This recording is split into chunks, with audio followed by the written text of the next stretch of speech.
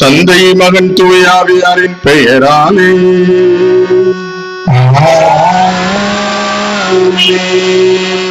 நம் ஆண்டவராகிய இயேசு கிறிஸ்துவின் அருளும் கடவுளின் அன்பும் தூய ஆவியாரின் நட்புறவும் உங்கள் அனைவரோடும் இருப்பதாக.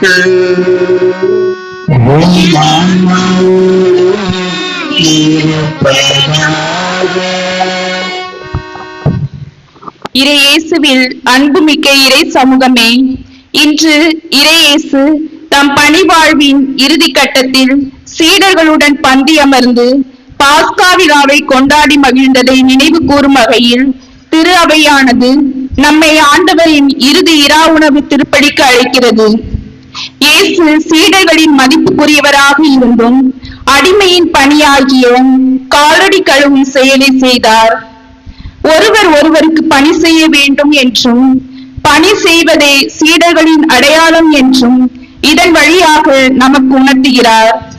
அடுத்து இயேசு தம் சீடர்களுக்கு வாழ்வு தரும் உணவாக மாறுகிறார். கிறிஸ்துவே தலைமை குருவாகவும் பலி பொருளாகவும் நின்று குருத்துவத்தை ஏற்படுத்தி புதிய பாஸ்கா கொண்டாட்டத்திற்கு நம்மை அழைத்து செல்கிறார். நான் என்றும் உங்களோடு இருக்கிறேன் என்று சொல்லி நற்கருணை என்னும் புதிய உடன்படிக்கையை வெளிப்படுத்துகிறார். நற்கருணை கொண்டாட்டத்தை நிகழ்த்தும் பொறுப்பையும் மக்களுக்கு கடவுளின் செய்தியை அறிவித்து அவர்களுக்கு பணி செய்யும் பொறுப்பையும் குருக்களிடம் ஒப்படைத்து குருத்துவத்தை ஏற்படுத்தினார். ஆகவே இன்று நாம் கிறிஸ்துவின் வழியில் அன்பு அன்பு, மன்னிப்பு, தாழ்ச்சி ஆகியவற்றை ஆடையாக கொண்டு நம்மை அலங்கரித்து இத்திருப்பலியில் பங்கு கொள்வோம். பிறருக்கு பணி செய்வதே நமது வாழ்வின் நோக்கமாக இருக்க இறைவனிடம் மன்றாடுவோம். இன்றைய திருவழிபாடானது 4 பகுதிகளை கொண்டுள்ளது. வார்த்தை வழிபாடு, பாதம் கழுவும் சடங்கு, நற்கருணை வழிபாடு, நற்கருணை இடமாற்று பவனி. இந்த வழிபாட்டு நிகழ்வுகளின் பொருள் உணர்ந்து பக்தியோடு பங்கெடுப்போம். இறையேசுவில் அன்புக்குரியவர்களே, திருச்சபையினுடைய வரலாற்றில் இன்று மிக முக்கியமான ஒரு நாள். ஆண்டவர் இயேசு கிறிஸ்து நற்கருணையையும் குருத்துவத்தையும் ஏற்படுத்திய ஒரு நாள். பணி குருத்துவம், இன்னொன்று நற்கருணை. நற்கருணை இல்லாத ஒரு திருச்சபையை நாம் நினைத்து கூட பார்க்க முடியாது. மற்ற பிரிவினை சபைகளுக்கு இல்லாத ஒன்று நமக்கு இருக்கிறது என்று சொன்னால் அது நற்கருணை. உயிருள்ள கடவுள், மெய்யான கடவுள், நம்மோடு வாழுகின்ற கடவுள், நம்மோடு இருக்கிறார் என்பதை உணர்த்துகின்ற, அவருடைய பிரசன்னத்தை உணர்கின்ற இந்த நற்கருணையை ஏற்படுத்திய ஒரு நாள். எனவே இன்று திருச்சபையினுடைய வரலாற்றில் மிக முக்கியமான ஒரு நாள். இன்று விழா கொண்டாட்டம். அதே நேரத்தில் நற்கருணையையும் திருவருட்சாதனங்களையும் ஏற்படுத்திய ஆண்டவர் இயேசு கிறிஸ்து தொடர்ந்து இந்த திருவருட்சாதனங்களை மக்களுக்கு கொடுப்பதற்காக பணி குருத்துவத்தையும் ஏற்படுத்திய நாள். தான் அன்பு செய்தவர்களை தானே விரும்பி ஆண்டவர் இயேசு அழைத்து பணி குருத்துவத்திற்காக, மக்கள் பணிக்காக அழைத்த அந்த ஒரு மகிமையான ஒரு நாள். ஆக குருத்துவம் ஏற்படுத்தப்பட்ட ஒரு நாள். ஆக முக்கியமான இந்த 2 திருவருட்சாதனங்களையும் ஆண்டவர் இயேசு கிறிஸ்து ஏற்படுத்தி நம்மோடு உடனிருக்கிறேன் என்பதை உணர்த்துகின்ற இந்த நாள், நாம் கொண்டாடுகின்ற நாள், கொண்டாடப்படக்கூடிய ஒரு நாள், நம்முடைய வாழ்வில் ஒளியேற்றக்கூடிய ஒரு நாள். எனவே அருமையான இந்த நாளிலே உலகத்தில் உள்ள அத்தனை குருக்களுக்காகவும் நாம் ஜெபிப்போம். அவருடைய பணி மென்மேலும் சிறக்கவும், என்ன ஒரு நோக்கத்திற்காக இயேசுவால் அழைக்கப்பட்டார்களோ அந்த பணியை தங்களால் இயன்ற அளவு முழுமையாக அவர்கள் நிறைவேற்றவும், அதே நேரத்தில் மனித பலவீனத்தினால் அவர்கள் செய்கின்ற தவறுகளை ஆண்டவர் இயேசு மன்னித்து இன்னும் நல்லதொரு மனநிலையோடு புனித தன்மையோடு மக்கள் பணி செய்யவும் நாம் அனைத்து குருக்களுக்காகவும் மன்றாடுவோம்.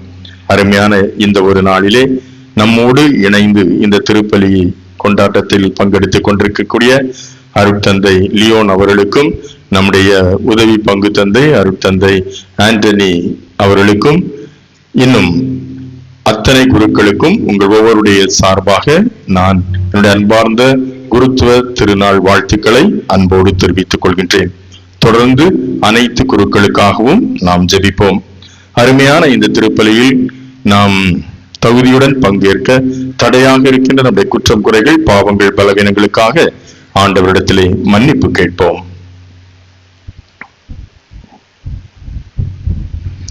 எல்லாமல்ல இறைவனிடமும் சகோதர சகோதரிகளை உங்களிடமும் நான் பாவியை ஏற்றுக்கொள்கிறேன். ஏனெனில் என் சிந்தனையாலும் சொல்லாலும் செயலாலும் கடமையில் தவறினாலும் பாவங்கள் பல செய்தேன். என் பாவமே, என் பாவமே, என் பெரும் பாவமே. ஆகையால் எப்பொழுதும் கன்னியான புனித மரியாதையும் வானதூதர் புனித அனைவரையும் சகோதர சகோதரிகளை உங்களையும் நம் இறைவனாகிய ஆண்டவரிடம் எனக்காக வேண்டிக் கொள்ள மன்றாடுகிறேன். எல்லாம் அல்ல இறைவன் நம்மை இரக்கம் வைத்து நம் பாவங்களை மன்னித்து நம்மை நிலைவாழ்விற்கு அழைத்துச் செல்வாராக. ஆமென்.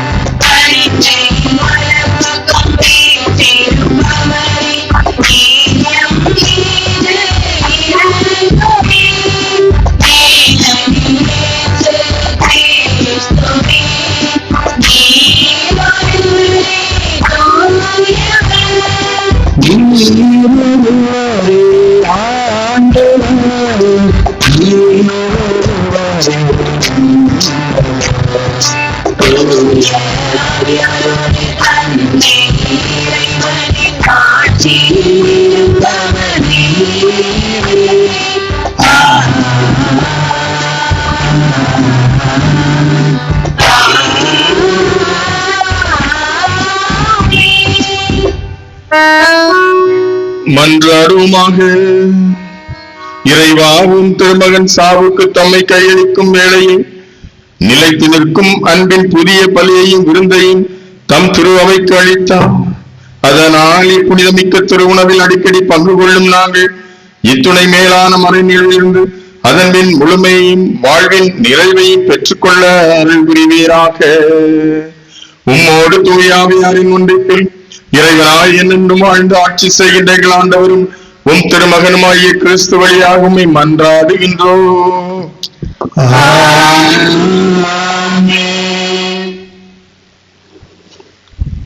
முதல் வாசக முன்னுரை. பாஸ்கா என்பது கடந்து செல்லுதல் என பொருள்படும். இறைவன் தாம் தேர்ந்தெடுத்த மக்களை அடிமை வாழ்விலிருந்து மீட்டு செங்கடலை கடந்து வாக்களிக்கப்பட்ட நாட்டிற்கு அழைத்து சென்றார். அதுபோலவே நாமும் பாவம் நிறைந்த இந்த உலக நிலையை கடந்து தூய விண்ணக வாழ்வை அடைய முயற்சிப்போம் என்று அறிவுறுத்தும் இவ்வாசகத்திற்கு செவி கொடுப்போம்.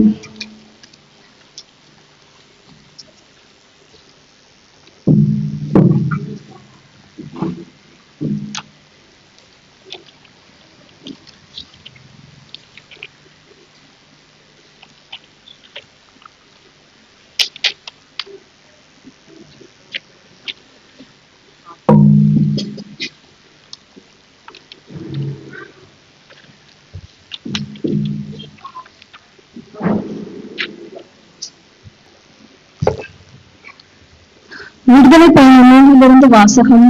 அதிகாரம் 12, இறை வசனங்கள் 1-8 மற்றும் 11-14 முடிய. எகிப்து நாட்டில் ஆண்டவர் மோசேக்கும் ஆரோனுக்கும் பின்வருமாறு கூறினார். உங்களுக்கு மாதங்களில் தலையாயது இம்மாதமே, ஆண்டில் உங்களுக்கு முதல் மாதமும் இதுவே. இஸ்ரேல் மக்கள் கூட்டமைப்பு முழுவதற்கும் நீங்கள் அறிவியுங்கள். அவர்கள் இம்மாதம் 10ஆம் நாள் குடும்பத்துக்கு ஒரு ஆடு, வீட்டிற்கு ஒரு ஆடு என்று தேர்ந்தெடுத்துக் கொள்ளட்டும். ஒரு ஆட்டினை உண்ண ஒரு வீட்டில் போதிய ஆட்கள் இல்லை எனில் உண்போரின் எண்ணிக்கைக்கும் உண்ணும் அளவுக்கும் ஏற்ப அண்டை வீட்டாரை சேர்த்துக் கொள்ளட்டும். ஆடு குறைபாடற்றதாக, கிடாயாக, 1 வயது குட்டியாக இருக்க வேண்டும். தேர்ந்தெடுப்பது வெள்ளாடாகவோ செம்மறி ஆடாகவோ இருக்கலாம். இம்மாதம் 14ஆம் நாள் வரை அதை வைத்து பேணுங்கள். அந்நாள் மாலை மங்கும் வேளையில் இஸ்ரேல் மக்கள் கூட்டமைப்பின் அனைத்து சபையும் அதை வெட்ட வேண்டும். இரத்தத்தில் சிறிதளவு எடுத்து உண்ணும் வீடுகளில் 2 கதவு நிலைகளிலும் மேல் சட்டத்திலும் பூச வேண்டும். இறைச்சியை அந்த இரவிலே உண்ண வேண்டும். நெருப்பில் அதனை வாட்டி புளிப்பற்ற அப்பத்தோடு கசப்பு கீரையோடு உண்ண வேண்டும். நீங்கள் அதனை உண்ணும் முறையாவது, இடையில் கச்சை கட்டி கால்களில் காலணி அணைந்து கையில் கோல் பிடித்து விரைவாக உண்ணுங்கள். இது ஆண்டவரின் பாஸ்கா. ஏனெனில் நான் இன்றிலிருந்தே எகிப்து நாடெங்கும் கடந்து சென்று எகிப்து நாட்டில் மனிதர் தொடங்கி விலங்கு வரை அனைத்து ஆண்பால் தலைப்பிறப்பையும் சாகடிப்பேன்.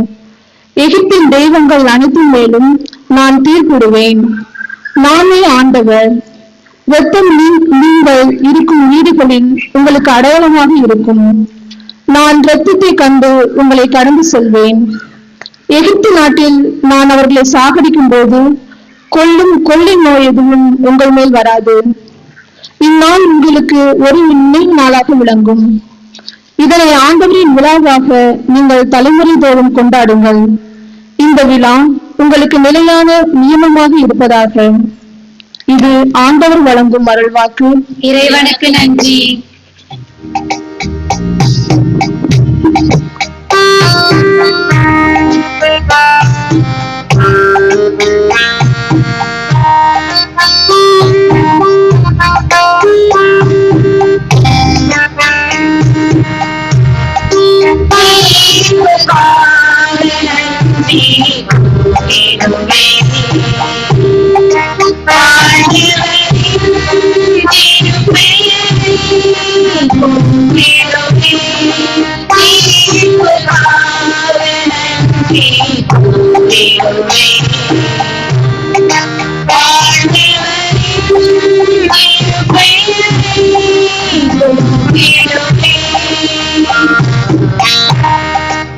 Thank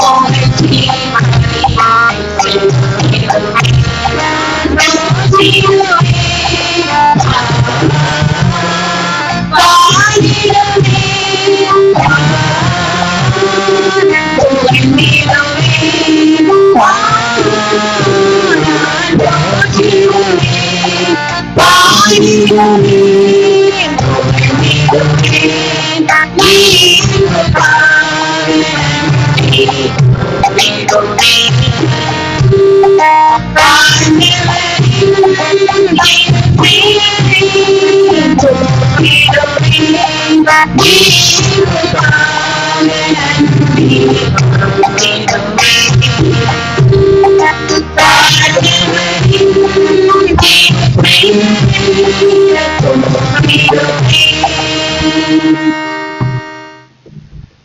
அளவற்ற அன்பினால் தன்னையே தியாகமாக கொடுத்த கிறிஸ்துவின் மரணத்தை அறிக்கையிடுவதுதான் திருப்பலி.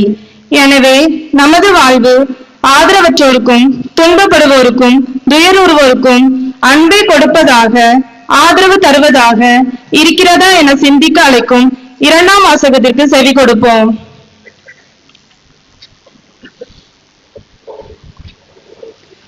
அப்பத்தை உண்டு கிண்ணத்தில் பருகும் போதெல்லாம் ஆண்டவருடைய சாவை அறிவிக்கிறீர்கள். திருத்தூதர் பவுல் கொரிந்தியருக்கு எழுதிய முதல் திருமுகத்திலிருந்து வாசகம். அதிகாரம் 11 இறை வசனங்கள் 23 26 முடிய. சகோதர சகோதரிகளே, ஆண்டவரிடமிருந்து நான் எதை பெற்றுக்கொண்டேனோ அதையே உங்களிடம் ஒப்படைக்கிறேன். அதாவது ஆண்டவராகிய இயேசு காட்டிக் கொடுக்கப்பட்ட அந்த இரவில் அப்பத்தை எடுத்து கடவுளுக்கு நன்றி செலுத்தி அதை பிட்டு, இது உங்களுக்கான என் உடல், இதை என் நினைவாக செய்யுங்கள் என்றார். அப்படியே உணவு அருந்திய பின் கிண்ணத்தையும் எடுத்து, இந்த கிண்ணம் என் இரத்தத்தால் நிலைப்படுத்தப்படும் புதிய உடன்படிக்கை. நீங்கள் இதிலிருந்து பருகும் போதெல்லாம் என் நினைவாக இவ்வாறு செய்யுங்கள் என்றார். ஆதலால் நீங்கள் இந்த அப்பத்தை உண்டு கிண்ணத்திலிருந்து பருகும் போதெல்லாம் ஆண்டவருடைய சாவை அவர் வரும் வரை அறிவிக்கிறீர்கள். ஆண்டவரின் அருள்வாக்கு. இறைவனுக்கு நன்றி.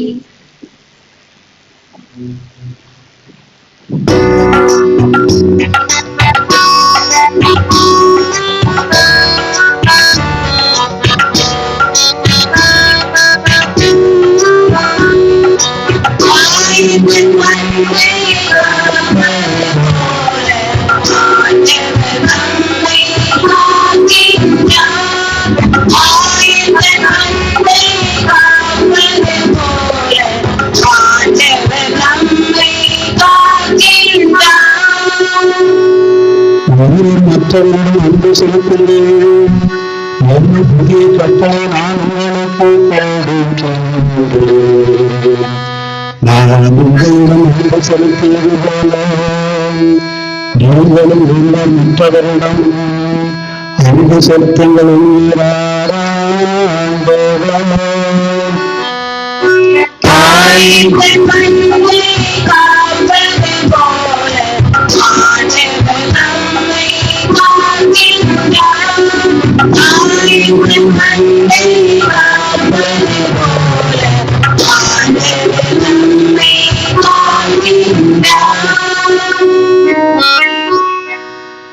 ஆண்டவர்களோடு இருப்பாராக.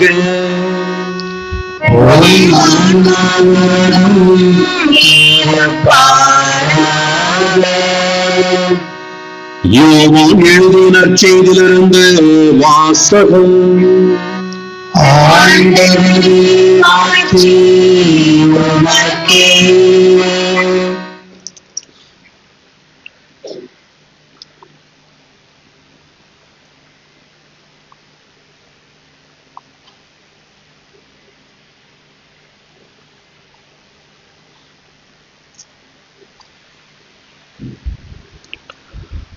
அதிகாரம் 13 இறை வார்த்தைகள் 1 முதல். பாஸ்கா விழா தொடங்க இருந்தது. தாம் இவ்வுலகை விட்டு தந்தையிடம் செல்வதற்கான நேரம் வந்துவிட்டது என்பதை இயேசு அறிந்திருந்தார். உலகில் வாழ்ந்த தமக்குரியவர் மேல் அன்பு கொண்டிருந்த அவர் அவர்கள் மேல் இறுதி வரையும் அன்பு செலுத்தினார். இயேசுவை காட்டிக் கொடுக்கும் எண்ணத்தை அழகை சீமோனின் மகனாகிய யூதாஸ் இஸ்காரியத்தின் உள்ளத்தில் எழச் செய்திருந்தது. இறை உணவு வேளையில் தந்தை அனைத்தையும் தம் கையில் ஒப்படைத்துள்ளார் என்பதையும் தாம் கடவுளிடமிருந்து வந்தது போல் அவரிடமே திரும்பி செல்ல வேண்டும் என்பதையும் அறிந்தவராய் இயேசு பந்தையில் இருந்து எழுந்து தம் மேலுடையை கலற்றி வைத்துவிட்டு ஒரு துண்டை எடுத்து இடுப்பில் கட்டி கொண்டார். பின்னர் தம் குவளையில் தண்ணீர் எடுத்து சீடர்களுடைய காலடிகளை கழுவி இடுப்பில் கட்டியிருந்த துண்டால் துடைக்க தொடங்கினார். சீமோன் பேதுருவிடம் இயேசு வந்தபோது அவர், ஆண்டவரே, நீரா என் காலடிகளை கழுவ போகிறீர் என்று கேட்டார். இயேசு மறுமொழியாக, நான் செய்வது இன்னதென்று இப்போது உனக்கு புரியாது, பின்னரே புரிந்து கொள்வாய் என்றார். பேதுரு அவரிடம், நீர் என் காலடிகளை கழுவ விட மாட்டேன் என்றார். இயேசு அவரை பார்த்து, நான் உன் காலடிகளை கழுவாவிட்டால் என்னோடு உனக்கு பங்கில்லை என்றார். அப்போது சீமோன் பேதுரு, அப்படியானால் ஆண்டவரே, என் காலடிகளை மட்டுமல்ல, என் கைகளையும் தலையும் கூட கழுவும் என்றார். இயேசு அவரிடம், குளித்து விட்டவர் தம் காலடிகளை மட்டும் கழுவினால் போதும், அவர் தூய்மையாகி விடுவார். நீங்களும் தூய்மையாய் இருக்கிறீர்கள், ஆனாலும் அனைவரும் தூய்மையாய் இல்லை என்றார். தம்மை காட்டிக் கொடுப்பவன் எவன் என்று அவருக்கு ஏற்கனவே தெரிந்திருந்தது. எனவேதான் உங்களுள் அனைவரும் தூய்மையாய் இல்லை என்றார். அவர்களுடைய காலடிகளை கழுவிய பின் இயேசு தம் மேலுடையை அணிந்து கொண்டு மீண்டும் பந்தியில் அமர்ந்து அவர்களிடம் கூறியது, நான் உங்களுக்கு செய்தது இன்னதென்று உங்களுக்கு புரிந்ததா? நீங்கள் என்னை போதகர் என்றும் ஆண்டவர் என்றும் அழைக்கிறீர்கள். நீங்கள் அவ்வாறு கூப்பிடுவது முறையே. நான் போதகர் தான், ஆண்டவர் தான். ஆகவே ஆண்டவரும் போதகரமான நான் உங்கள் காலடிகளை கழுவினேன் என்றால், நீங்களும் ஒருவர் மற்றவருடைய காலடிகளை கழுவுங்கள். கடமைப்பட்டிருக்கிறீர்கள். நான் செய்தது போல் நீங்களும் செய்யுமாறு நான் உங்களுக்கு முன்மாதிரி காட்டினேன் என்றார். இது ஆண்டவரின் அருள்வாக்கு. கிறிஸ்துவே உமக்கு புகழ்.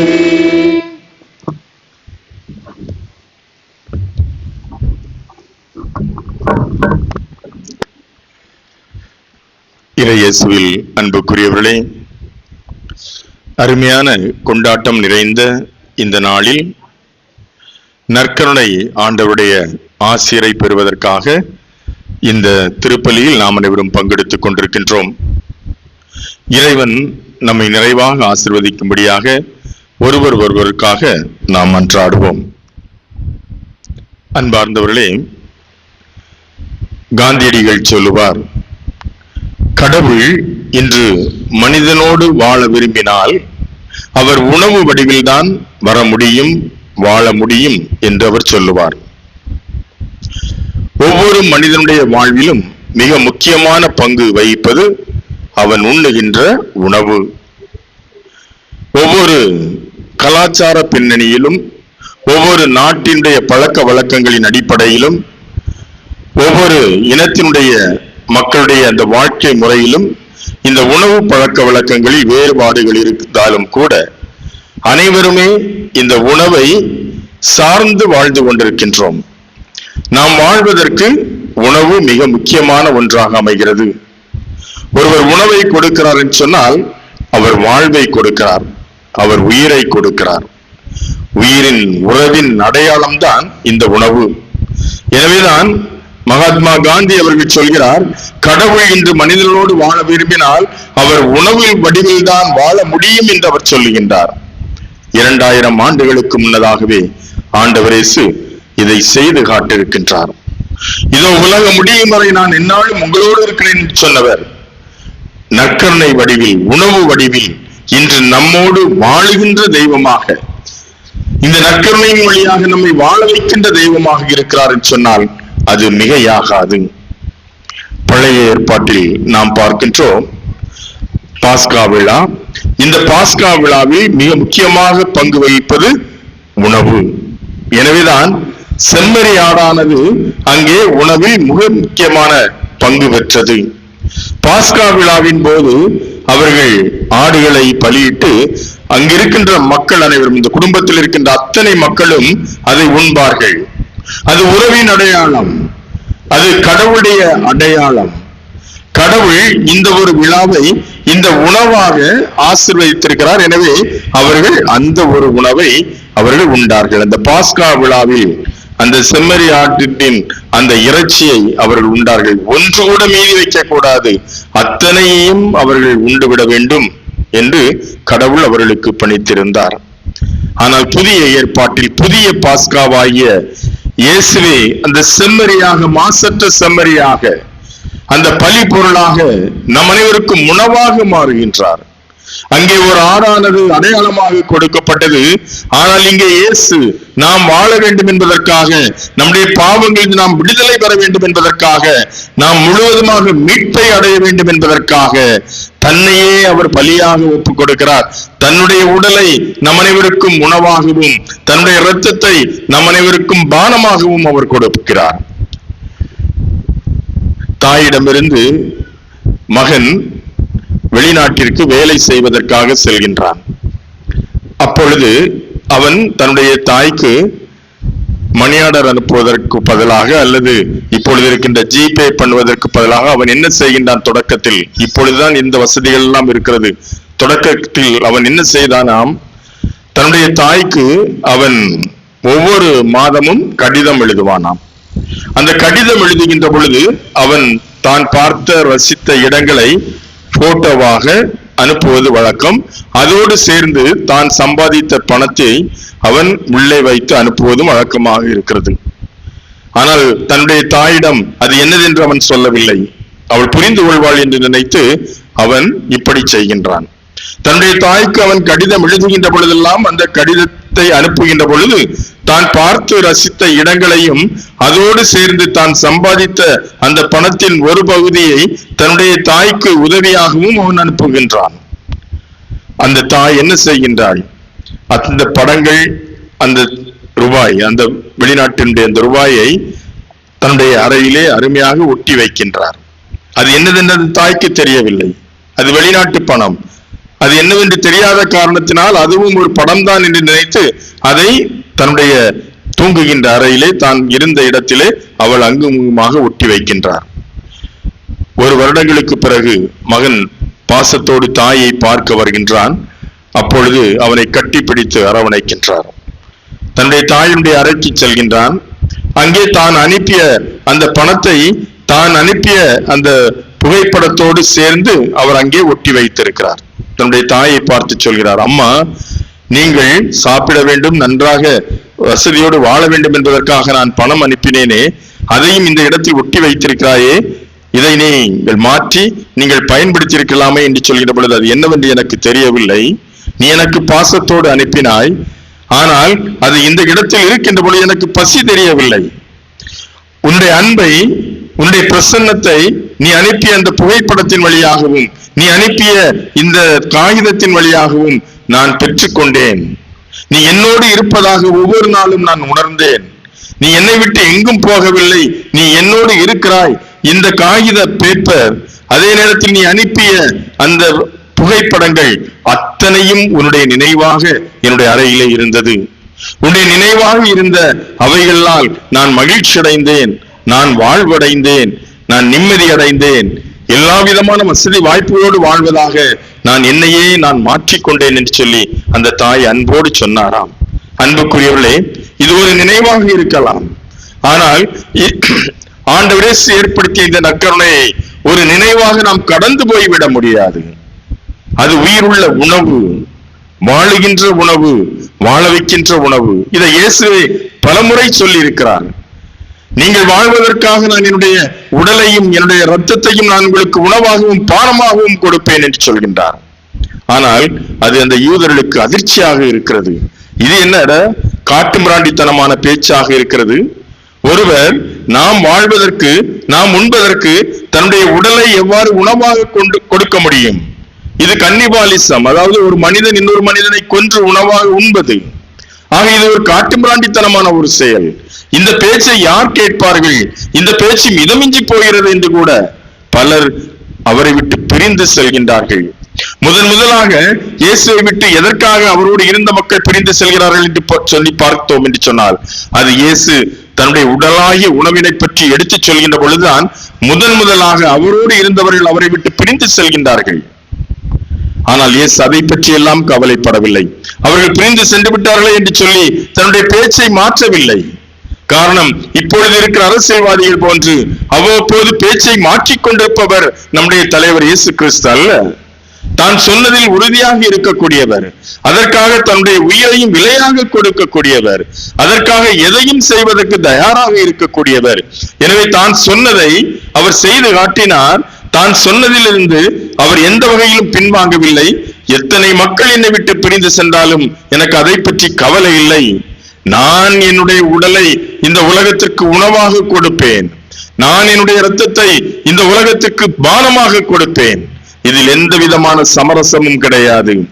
இது என்னுடைய வார்த்தை மட்டுமல்ல, என்னுடைய வாழ்வு, என்னுடைய சதை, என்னுடைய இரத்தம் என்று சொல்லி மீண்டும் மீண்டும் வலியுறுத்தி கொண்டிருக்கிறார். அப்பொழுது அங்கே இருக்கின்ற தன்னுடைய திருத்தூதர்களை பார்த்து கூட கேட்கிறார், நீங்களும் போய்விட நினைக்கின்றீர்களாம்? அப்பொழுதுதான் பேதுரு அத்தனை திருத்தூதருடைய பிரதிநிதியாக, சீடருடைய பிரதிநிதியாக சொல்கின்றார், நாங்கள் யாரிடம் போவோம்? வாழ்வு தரும் வார்த்தைகள் உம்மிடம் தானே உள்ளன. நாங்கள் யாரிடம் போவோம்? வாழ்வு தரும் வார்த்தைகள் உம்மிடம் தானே உள்ளன என்று சொல்லி அந்த வாழ்வு தரும் வார்த்தைகள் தான் அவருடைய உடலாக மாறுகிறது. வார்த்தையானவர் ஆதியிலே வார்த்தையானவராக இருந்தார். தொடக்கத்தில் வார்த்தையானவராக இருந்தவர் மனோருவானார்.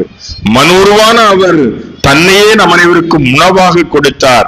தன்னையே உணவாக கொடுத்து இன்றும் நம்மோடு வாழ்ந்து கொண்டிருக்கின்ற இறைவனாக ஆண்டவர் இயேசு கிறிஸ்து இருக்கிறார். இப்படிப்பட்ட நற்கருணையை நாம் ஒவ்வொரு நாளும் திருப்பலியில் அருந்துகின்றோமே, அதனுடைய உண்மையான பொருளை உணர்ந்து நாம் அருந்துகின்றோமா? நாம் உண்பது சாதாரண ஒரு அப்பம் அல்ல, மாறாக நம்மை படைத்து வாழ வைத்துக் கொண்டிருக்கக்கூடிய இயேசு கிறிஸ்துவினுடைய சதை என்பதை நாம் உணர்கின்றோமா?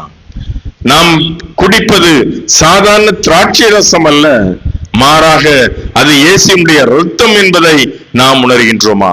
அப்படி உணர்ந்து இந்த பந்தியில் அமர்கிறோமா? யோசித்து பார்க்க வேண்டும். இன்றைய நற்செய்தியிலே நாம் பார்க்கின்ற பொழுது மிக தெளிவாக நாம் வாசிக்க கேட்டோம்.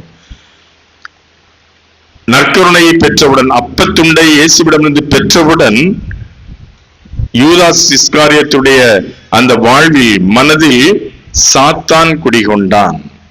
பாருங்கள், மற்ற திருத்தூதர்களுக்கெல்லாம் அது வாழ்வாக இருந்தது, ஆனால் யூதாசுக்கு மட்டும் அது சாத்தானாக இருந்தது. காரணம் என்ன? அவன் பாவத்தோடு, அவரை காட்டிக் கொடுக்க வேண்டும் என்ற மனதோடு, உள்ளத்திலே வக்கிரமான எண்ணத்தோடு அவன் அந்த பந்தியிலே அமர்ந்தான். அப்படி என்று சொன்னால், நாம் வாழ்வு பெற வேண்டும் என்று சொன்னால் அதற்கான தயாரிப்பு இருக்க வேண்டும். அதற்காக நாம் நம்முடைய வாழ்வை நாம் பக்குவப்படுத்திக் கொள்ள வேண்டும். அதற்காக நம்முடைய வாழ்வை நாம் மாற்றி அமைத்துக் கொள்ள வேண்டும். பாவத்திலும் பாவ சூழ்நிலையிலும் ஆண்டவரேசுடைய பந்தியில் நாம் அமர்ந்தோம் என்று சொன்னால் அதனால் எந்த விதமான பயனும் இல்லை. மாறாக நாம் பாவம் தான் செய்கிறோம், நம்மிலே சாத்தான் குடிகொள்கின்றான். எனவேதான் யூதாஸ் இஸ்காரியோத் அப்பத்துண்டை பெற்றவுடன் சாத்தான் அவனிடத்தில் குடிகொண்டதனால் அவன் இயேசுவோடு இருக்க முடியவில்லை. இயேசுவினுடைய ஒவ்வொரு செயலிலும் அவனால் பங்கெடுக்க முடியவில்லை. அவன் அந்த இடத்தை விட்டு அவன் அகன்று விடுகின்றான். இது சாத்தானுடைய வேலை. ஆக அவனுக்கு நம்பிக்கை இல்லை, இயேசுவின் மீது நம்பிக்கை இல்லை. அந்த நம்பிக்கை இல்லாத காரணத்தினால், அவன் தீய எண்ணம் படைத்தவனாக இருந்ததனால் அந்த நற்கருணை அவனுக்கு எந்த விதமான மாற்றத்தையும் கொடுக்கவில்லை, அவனுக்கு வாழ்வை கொடுக்கவில்லை. அவன் அழிந்தான், நாண்டு கொண்டு செத்தான். அன்புக்குரியவர்களே, ஆக இந்த நற்கருணை, வாழ்வு தருகின்ற நற்கருணை, ஆண்டவர் இயேசுவினுடைய உடல் ஒவ்வொரு நாளும் நமக்கு கொடுக்கப்படுகிறதே. நாம் எப்படி நன்றியுடையவர்களாக ஆண்டவர் இயேசுவுக்கு இருக்க வேண்டும்? யோசித்து பார்க்க வேண்டும். மற்ற சபைகளில் இல்லாதது, மற்ற மதங்களில் இல்லாதது நம்மிடம் இருக்கிறது. நாம் கொடுத்து வைத்தவர்கள். ஆண்டவர் இயேசுவை கடவுளாக, நம்முடைய மீட்பராக பெற்றுக் கொண்டதில் நாம் கொடுத்து வைத்தவர்கள். அவர் நம்மோடு வாழ்வதற்காக நற்கருணையை கொடுத்து நம்மை ஆசீர்வதித்துக் கொண்டிருப்பதனால் நாம் கொடுத்து வைத்தவர்கள். இதை நாம் உணர்கின்றோமா? இன்று ஆண்டவர் இயேசு கிறிஸ்து நற்கருணை ஏற்படுத்திய நாள். அந்த நற்கருணை நம்முடைய உள்ளத்திலும் உடலிலும் கொடுக்கின்ற மாற்றத்தை நாம் உணர வேண்டும். அன்புக்குரியவர்களே, நம்முடைய உடலில் ஓடுவது இயேசு கிறிஸ்துவினுடைய ரத்தம், நம்முடைய சதை இயேசு கிறிஸ்துவினுடைய சதை. நாம் உண்ணுகின்ற உணவு நம்முடைய உடலாக, நம்முடைய சதையாக, நம்முடைய உறுப்பாக, நம்முடைய இரத்தமாக மாறுகிறது என்று சொன்னால் நாம் இயேசுவை உணவாக உட்கொள்கின்றோம். அப்படி என்று சொன்னால் இது என்னுடைய சதை அல்ல, என்னுடைய இரத்தம் அல்ல, என் இயேசு கிறிஸ்துவினுடைய சதை, என் இயேசு கிறிஸ்துவினுடைய ரத்தம். இரண்டாவதாக, குருத்துவத்தை ஆண்டவர் இயேசு ஏற்படுத்தி இருக்கிறார். இன்று உலகம் முழுவதும் உள்ள அனைத்து குருக்களுக்காகவும் நாம் அன்றாடி இருக்கிறோம். பணி குருத்துவம், திருவருட்சாதனங்களை மக்களுக்கு கொடுப்பதற்காக ஆண்டவர் இயேசுவால் ஏற்படுத்தப்பட்ட பணி குருத்துவம். எப்படிப்பட்டவர்களை ஆண்டவர் இயேசு தேர்ந்தெடுத்தார்? மிகப்பெரிய பரிசுத்தவான்களையா? மிகப்பெரிய உத்தமர்களையா? தாங்கள் தான் தகுதி படைத்தவர்களை சொல்லி மாறுதட்டிக் கொண்டிருந்தவர்களையா? படித்தவர்களையா அல்லது பதவியில் இருந்தவர்களையா? சாதாரண ஏழை எளிய மக்கள், படிப்பறிவில்லாத பாமர மக்கள், சாதாரண மனித பலவீனத்தோடு வாழ்ந்து கொண்டிருந்தவர்கள். இதைத்தான் இயேசுடைய அந்த சாவு நிகழ்ச்சியிலே நாம் பார்க்கின்றோம். இயேசு கெத்செமனி தோட்டத்திலே கைது செய்யப்பட்டவுடன், உம்மோடு சாவு நேர்ந்தாலும் எப்பொழுதும் உம்மோடு இருப்போம் என்று சொன்னவர்கள், வாருங்கள் போவோம் அவரோடு இறப்போம் என்று சொன்னவர்கள், நான் உம்மை காட்டி கொடுக்கவே மாட்டேன் என்று சொல்லி இயேசுவிடம் ஆணித்தரமாக சொன்னவர்கள், இயேசு பிடிபட்டவுடன் எங்கே நம்மையும் பிடித்து விடுவார்களோ, நமக்கும் ஆபத்து வந்து விடுவார்களோ என்று தெரிந்து தங்களுடைய மேலுடையை கூட கலற்றி வைத்து விட்டு ஓடி ஒளிந்து விட்டார்கள். இப்படிப்பட்ட பலவீனமானவர்கள், இயேசுவோடு கடைசி வரைக்கும் இருப்பதற்கு திராணியற்றவர்கள், கோழைகள், பயந்தாம் கொள்ளிகள், அப்படிப்பட்டவர்களைத்தான் ஆண்டவர் இயேசு தேர்ந்தெடுத்தார். அப்படிப்பட்ட பணிக்குருத்துவத்தை இன்று ஏற்படுத்திய ஒரு நாள். ஆக மக்கள் பணி செய்வதற்காகவும் திருவருட்சாதனங்களை மக்களுக்கு கொடுப்பதற்காகவும் ஆண்டவர் இயேசுவுக்கும் மக்களுக்கும் இடையே ஒரு பாலமாகவும் குருத்துவத்தை ஏற்படுத்தி குருத்துவத்தின் வழியாக மனித இனத்தை ஆசீர்வதித்திருக்கிறார். இந்த குருக்கள் மேலிருந்து கீழே வந்தவர்கள் அல்ல, உங்களிலிருந்து வந்தவர்கள், உங்களை போன்ற பெற்றோரிடமிருந்து வந்தவர்கள். எனவே அவர்கள் நம்மோடு இருக்கிறார்கள், நமக்கு பணி செய்து கொண்டிருக்கிறார்கள் சொல்லி அவர்களுக்கு ஒத்துழைப்பு கொடுக்க வேண்டியது நம்முடைய கடமை. அவர்களுக்காக ஜெபிப்பது நம்முடைய கடமை. அவர்களை அன்பு செலுத்துவது நம்முடைய கடமை. அவர்கள் மக்களை அன்பு செலுத்துகிறார்கள். மனிதர்களாகிய மக்களாகிய நாமும் அவர்களை அன்பு செய்ய வேண்டும், அவர்களை உற்சாகப்படுத்த வேண்டும், அவர்களோடு உடன் இருக்க வேண்டும். அப்பொழுதுதான் நிச்சயமாக இயேசு கிறிஸ்துவனுடைய அருளாலும் ஆசீர்வாதத்தாலும் நாம் நிரப்பப்படுவோம். அன்புக்குரியவர்களே, ஆக இந்த குருக்கள் எப்படிப்பட்டவர்கள் என்று உங்கள் அனைவருக்கும் தெரியும். ஆனால் இந்த குருத்துவத்தை ஏற்படுத்தியது, இந்த குருக்களை அழைத்தது ஆண்டவர் இயேசு கிறிஸ்து, கடவுளாகிய ஆண்டவர் இயேசு கிறிஸ்து. என்னையும் உங்களையும் படைத்த ஆண்டவர் இயேசு கிறிஸ்து அழைத்திருக்கிறார். எனவே இந்த பணி குருத்துவத்திற்காக இன்று நாம் ஜெபிக்க அழைக்கப்பட்டிருக்கிறோம். அன்புக்குரியவர்களே, அவர்கள் செய்கின்ற ஒவ்வொரு முயற்சிகளிலும் நாமும் உடனிருந்து அவர்களுக்கு உதவியாக இருக்கின்ற பொழுது நிச்சயமாக இயேசு கிறிஸ்து கொண்டு வந்த அந்த ஆட்சியை இந்த மண்ணிலே மலர செய்ய முடியும். அப்பொழுதுதான் நிச்சயமாக ஆண்டவர் இயேசு கிறிஸ்துவினுடைய அந்த ஒரு உன்னதமான நிலை இந்த பணி குருத்துவத்தில் நிறைவடையும். அன்புக்குரியவர்களே, ஆக ஒவ்வொரு குருக்களும் இறைவனால் அழைக்கப்பட்டவர்கள், இயேசுவால் அழைக்கப்பட்டவர்கள், நேரடியாக அழைக்கப்பட்டவர்கள் என்பதை உணர்ந்து அவர்களோடு நாம் உடனிருந்து பயணிப்போம். நிச்சயமாக இயேசுவினுடைய வல்லமை மிக்க செயல் நம்முடைய வாழ்வில் நிச்சயமாக கிடைக்கும். மூன்றாவதாக, இன்று அன்பை பகிர்ந்து கொள்கின்ற ஒரு நாள். அன்பு என்றால் என்ன? நாம் எப்பொழுது அன்பை பெற முடியும்?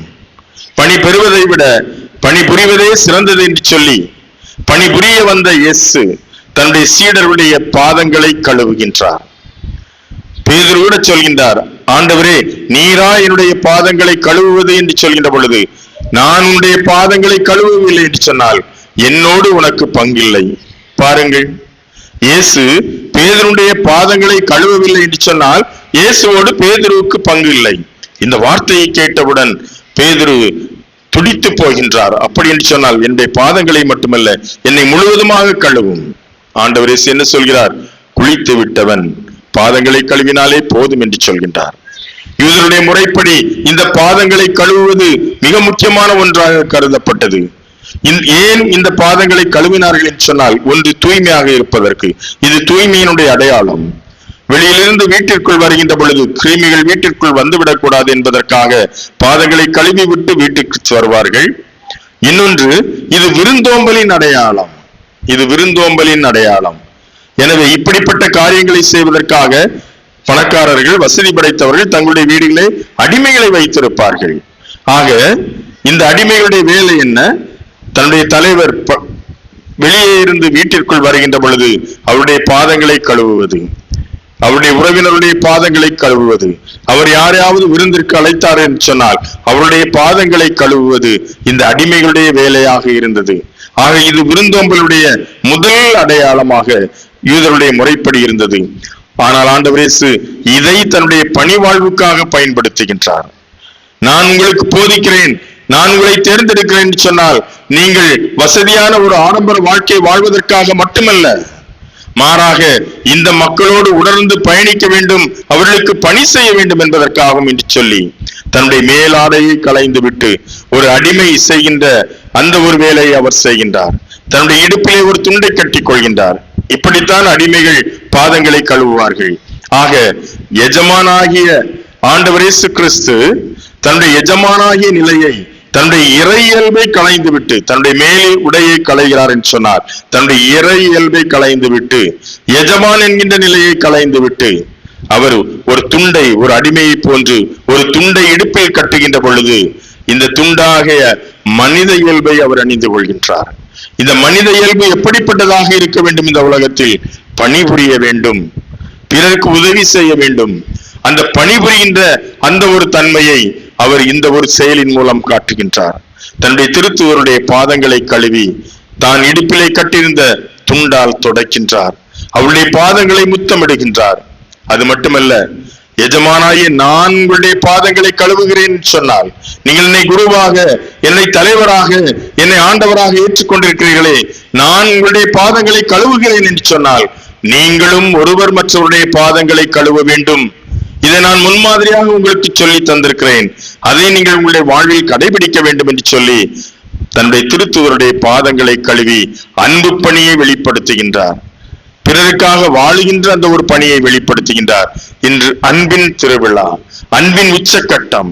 இந்த அன்பிற்காக எதையும் இழக்க தயாராகிய இயேசு கிறிஸ்து நாமும் பிறரை அன்பு செய்ய வேண்டும் என்று சொல்லி அன்பு செய்வதற்காக நம்மை அழைக்கின்ற அற்புதமான ஒரு விழா. எனவே இன்று நாம் அனைவரும் மகிழ்ச்சியோடு இந்த இடத்தில் இருக்கிறோம். தவக்காலத்தின் உச்சக்கட்டமாக பரிசுத்த வாரத்தில் இருக்கிறோம். நாளைய தினம் இயேசுவினுடைய அந்த மரண நிகழ்வை நாம் கொண்டாட இருக்கின்றோம். அதுவும் ஒரு கொண்டாட்டம் தான், துக்கம் அல்ல. இயேசு இறந்தால்தான் இந்த உலகத்தில் நாம் மீட்பை பெற முடியும். ஆக அந்த ஒரு கொண்டாட்டத்தில் இருக்கிறோம். அதற்கு முன்னதாக இந்த ஒரு கொண்டாட்டத்தில் நாம் இருக்கிறோம் என்று சொன்னால் இது கத்தோலிக்க கிறிஸ்தவர்களாய நமக்கு மகிழ்ச்சியின் உச்சக்கட்டம். இன்று நம் அனைவருடைய திருவிழா, நாம் கொண்டாடுகின்ற விழா, இயேசு கிறிஸ்துவினுடைய மரணத்தை நாம் கொண்டாடுகின்ற விதமாக இந்த நாள் அமைந்திருக்கிறது அன்புக்குரியவர்களே. ஆக நாம் நற்கருணைக்கு முக்கியத்துவம் கொடுப்போம். நற்கருணையை பரிசுத்தமான உள்ளத்தோடு பெற்றுக்கொள்வதற்கு நாம் முயற்சி எடுப்போம். தகுந்த தயாரிப்போடு பெற்றுக்கொள்வதற்கு முயற்சி எடுப்போம். அதன் பிறகு நற்கருணை நமக்கு உணர்த்துகின்ற வாழ்வை நம்முடைய வாழ்வாக மாற்றுவோம். அதே நேரத்தில் குருக்களை மதித்து அவர்கள் செய்கின்ற பணிகளை ஏற்றுக்கொண்டு அவர்கள் வழியாக நாம் இறையருளை பெறுவதற்கு முயற்சி எடுப்போம். மூன்றாவதாக, ஒருவர் அன்பு செய்கின்ற பிறரன்பை நம்முடைய வாழ்வில் கடைபிடித்து நம்முடைய பெற்றோரை, பெரியவர்களை, நண்பர்களை, எதிரிகளை, உடன் பிறந்தவர்களை எல்லோரையும் அன்பு செலுத்தி அதன் மூலம் நிலையான வாழ்வை பெறுவதற்கு முயற்சி எடுப்போம். குறிப்பாக இந்த நாளிலே உலக சமாதானத்திற்காகவும் அமைதிக்காகவும் மன்றாடுவோம். இன்று போர் மிக மோசமான ஒரு சூழலுக்கு சென்று கொண்டிருக்கிறது. மக்களுடைய வாழ்வாதாரம் இன்று பாதிக்கப்பட்டு கொண்டிருக்கிறது. மக்களுடைய வாழ்க்கையை கேள்விக்குறியாக மாற்றப்பட்டு கொண்டிருக்கிறது. அப்பாவி மக்களை கொத்து கொத்தாக போர் என்ற அந்த போர்வையில் கொன்று கொண்டிருக்கிறார்கள். எனவே விரைவில் நடைபெற்றுக் கொண்டிருக்கிற இந்த போரானது முடிவுக்கு வர வேண்டும். மக்களுடைய உயிர் வாழ்வு பாதுகாக்கப்பட வேண்டும். மக்களுடைய பொருளாதாரம் பாதுகாக்கப்பட வேண்டும். எல்லோரும் இந்த உலகத்தில் மகிழ்ச்சியோடு வாழ வேண்டும். இதற்காகத்தான் ஆண்டவர் இயேசு கிறிஸ்து இந்த உலகத்திற்கு வந்தார். அவர் வந்த அந்த நோக்கத்தை நம்முடைய வாழ்வாக மாற்றுவோம். இதற்காக இந்த வழிபாட்டில், இந்த திருப்பலியில் தொடர்ந்து நாம் ஆண்டவரிடத்திலே மன்றாடுவோம். ஆமேன்.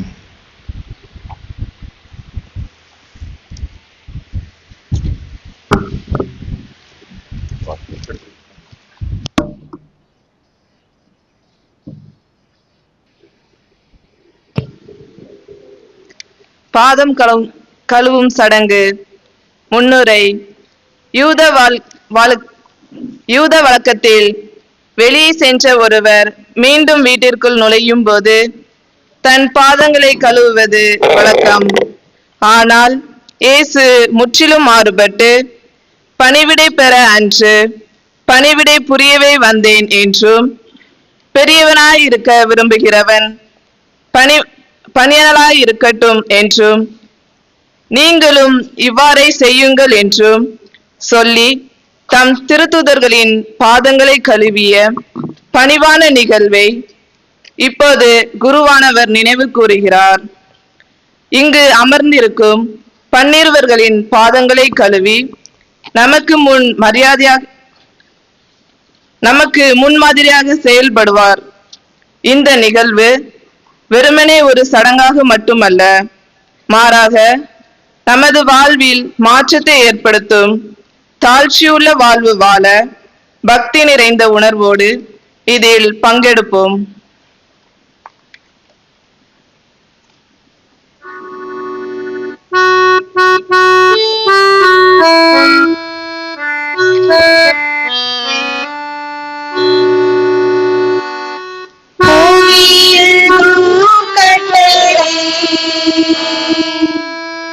உங்களுக்கு தருகின்றேன், நான் உங்களுக்கு அன்பு செய்தது போலவே நீங்கள் எல்லாரும் ஒருவருக்கொருவர்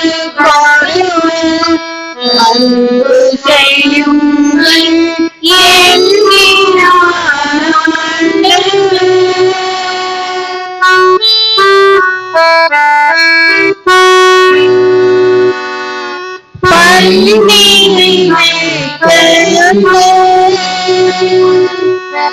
களத்தினில் தண்ணீர் தம்முடைய சீடரின் பாதம் கழுவல் தொடங்கினாரே.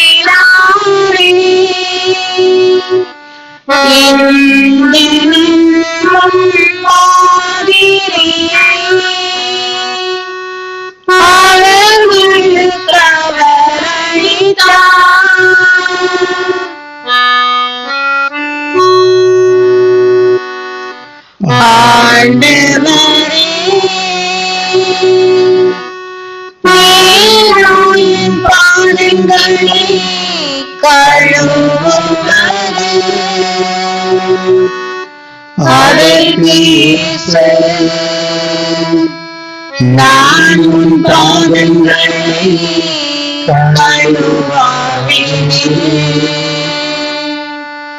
உனக்கு என்னாலே பங்கில்லை என்றார். சீமோன் நாயகரிடம் அவர் வரவே ராயப்பர் அவரை நோக்கி சொன்னது,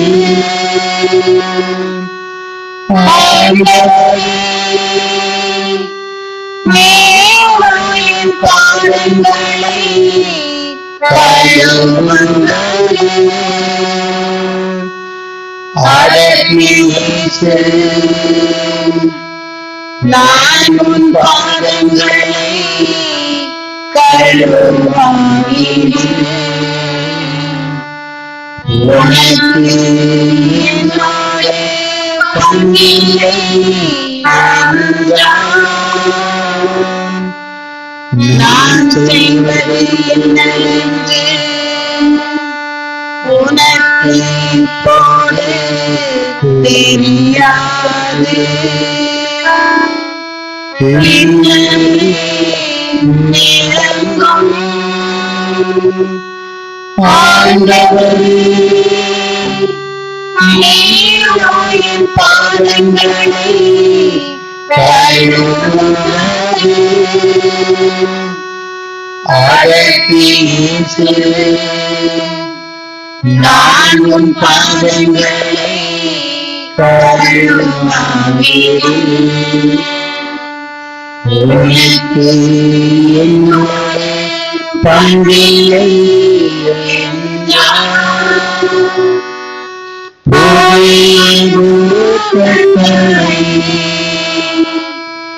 உங்களுக்கு தருகின்றேன், நான் உங்களுக்கு அன்பு செய்தது போலவே நீங்கள் எல்லாரும் ஒருவருக்கொருவர் அன்பு செய்யுங்கள் என்கிறார்.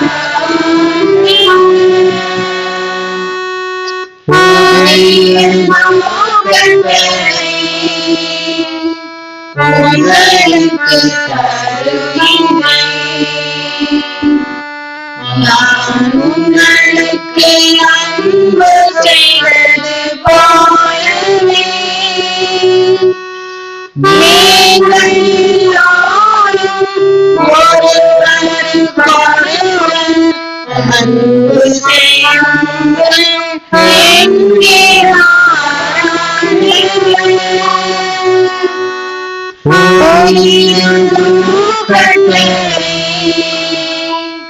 உங்களுக்கு தருகிறேன். நான் உங்களுக்கு அன்பு செய்தது போலவே நீங்கள் எல்லோரும் ஒருவருக்கொருவர் அன்பு செய்யுங்கள் என்கிறார்.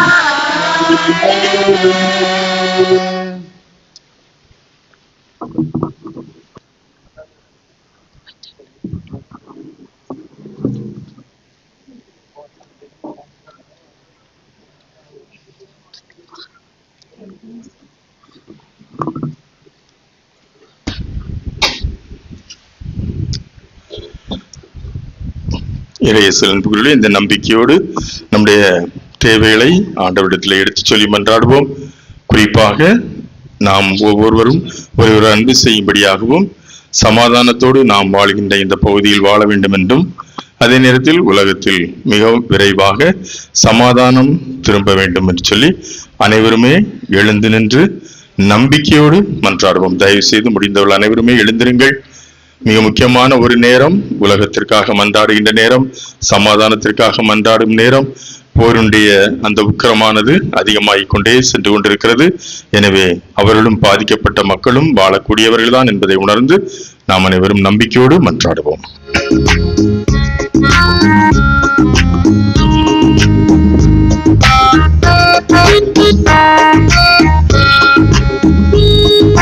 கரமேந்தி வரம் வேண்டினோம் உம்மை நாள்தோறும் ஆண்டவரே.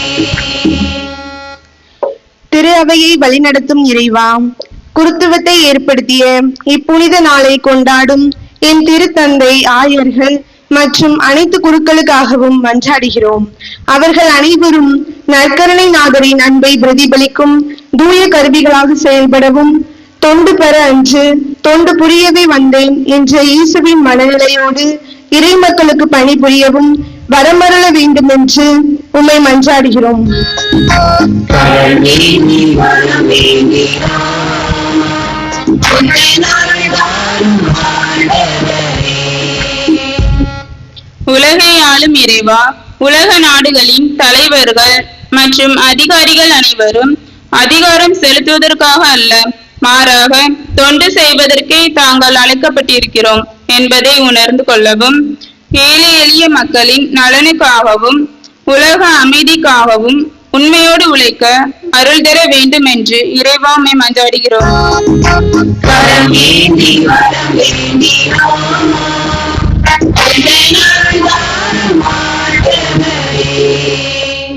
அன்பின் ஊற்றே இறைவா, நான் உங்களிடம் அன்பு செலுத்தியது போல நீங்களும் ஒருவர் மற்றவரிடம் அன்பு செலுத்துங்கள் என்ற இயேசுவின் புதிய கட்டளையை ஏற்று நாங்களும் எங்கள் அன்றாட வாழ்வின் சுயநலத்தை விடுத்து பிறரின் பாதங்களை கழுவும் மனநிலையோடு ஒருவருக்கொருவர் உதவி செய்து வாழ அருள் தர வேண்டும் என்று இறைவா உம்மை மன்றாடுகின்றோம். கரமேந்தி வரம் வேண்டினோம் உம்மை நாள்தோறும் ஆண்டவரே. ஆறுதல் தரும் இறைவா, வறுமை, நோய், தனிமை மற்றும் பலவிதமான துன்பங்களில் வாடும் மக்கள் அனைவரும் நற்கருணை நாதரின் உடனிருப்பால் ஆறுதலும் குணமும் பெறவும், நாங்களும் அவர்கள் படும் துயரங்களை கண்டு விலகி செல்லாமல் அவர்களுக்கு பணிவிடை செய்யும் நல்ல உள்ளத்தை பெற்றிடவும் அருள் புரிய வேண்டும் என்று இறைவாமை மன்றாடுகிறோம். கரமேந்தி வரம் வேண்டினோம் உம்மை நாள்தோறும் ஆண்டவரே. வாழ்வளிக்கும் இறைவா, இப்புனித வியாழன் வழிபாட்டில் பங்கேற்கும் எங்கள் பங்கில் உள்ள இளையோர், குழந்தைகள் மற்றும் குடும்பங்கள் அனைவரும் நற்கருணை ஆண்டவர் மீதுள்ள பக்தியில் நாளுக்கு நாள் வளரவும் எங்கள் இல்லங்களில் ஒருவர் மற்றவருக்கு விட்டு கொடுத்து அன்பின் சாட்சிகளாக வாழவும் அருள் தர வேண்டும் என்று உம்மை மன்றாடுகிறோம்.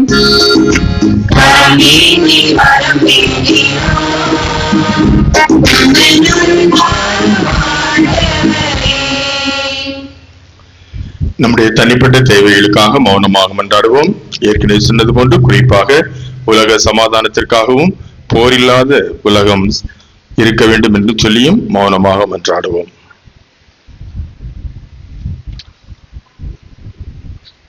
இல்லாமல் அன்பின் நிறைவா உடைய பிள்ளைகளாகிய நாங்கள் நம்பிக்கையோடு கேட்ட இந்த வரங்கள் அனைத்தையும் நீரை கொடுத்து எங்கள் ஒவ்வொருவரையும் நிறைவாக ஆசீர்வதித்திட வேண்டும் என்று எங்கள் ஆண்டவராகிய கிறிஸ்து வழியாக உம்மை மன்றாடுகின்றோம். ஆமென்.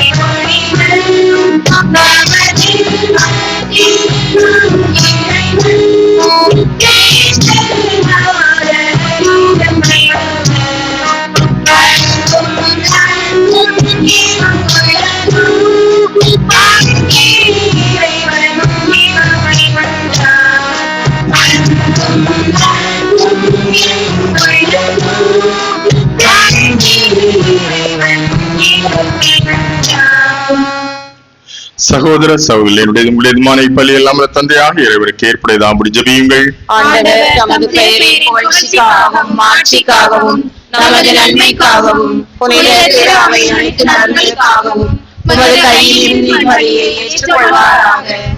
ஆண்டவரே, எப்பொழுதெல்லாம் இப்பலி நினைவு கொண்டாடப்படுகிறதோ அப்பொழுதெல்லாம் எங்கள் மீட்பின் செயல் நிறைவேற்றப்படுகின்றது. எனவே நாங்கள் இம்மறை நிகழ்வில் தகுதியுடன் பங்கேற்க எங்களுக்கு அருள் புரிவீராக. எங்கள் ஆண்டவராகிய கிறிஸ்து வழியாக உம்மை மன்றாடுகின்றோம்.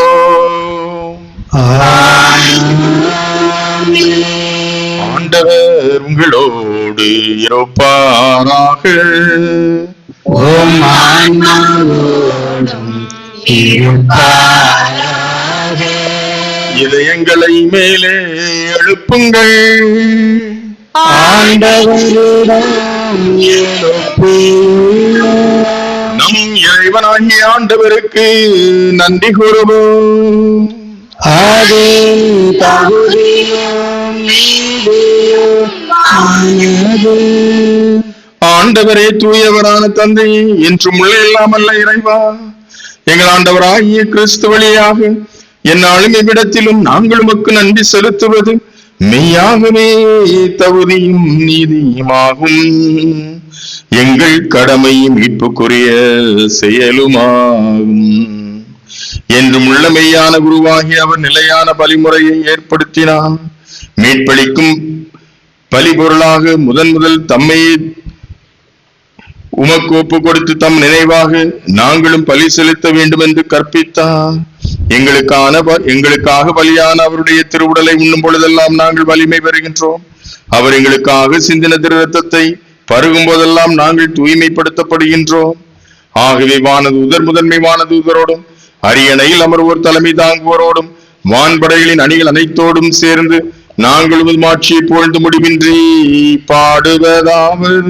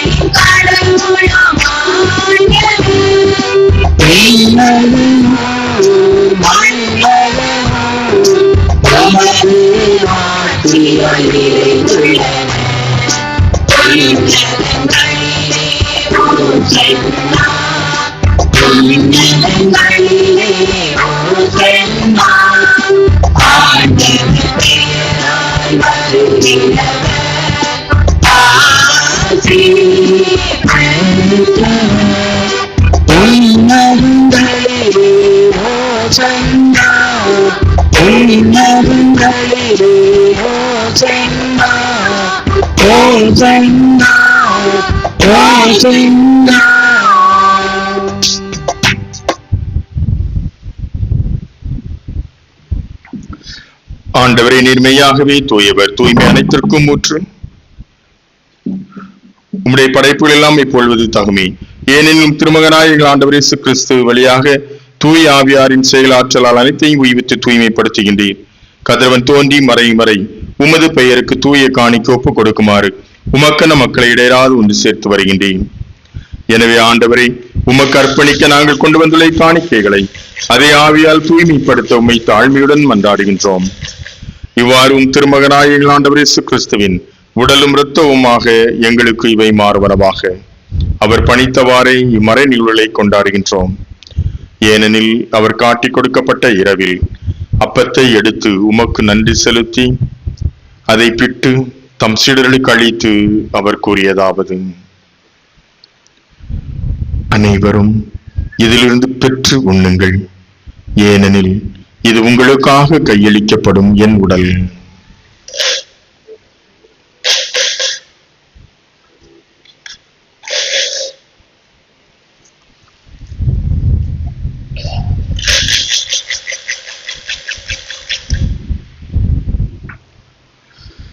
அவ்வண்ணமே இரவு விருந்து அறிந்தியபின் கிண்ணத்தையும் எடுத்து உமக்கு நன்றி செலுத்தி ஆசி வழங்கி அதை தம் சீடர்களுக்கு அளித்து அவர் கூறியதாவது: அனைவரும் இதிலிருந்து பெற்று பருகுங்கள், ஏனெனில் இது புதிய நிலையான உடன்படிக்கைக்குரிய இரத்தத்தின் கிண்ணம். இது பாவ மன்னிப்புக்கென்று உங்களுக்காகவும் பலருக்காகவும் சிந்தப்படும். இதை என் நினைவாக செய்யுங்கள்.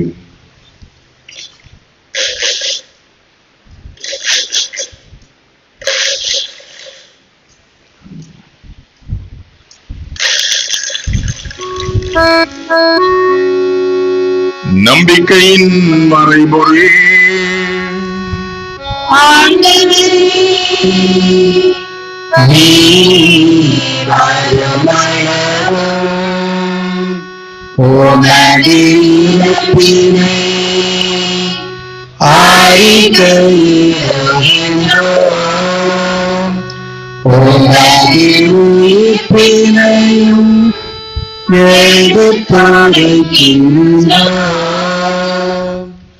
ஆகவே ஆண்டவரே, திருமணின் மீட்பளிக்கும் பாடுகளையும் வியப்புக்குரிய உயிர்ப்பையும் முன்னேற்றத்தையும் நாங்கள் நினைவுகின்றோம்.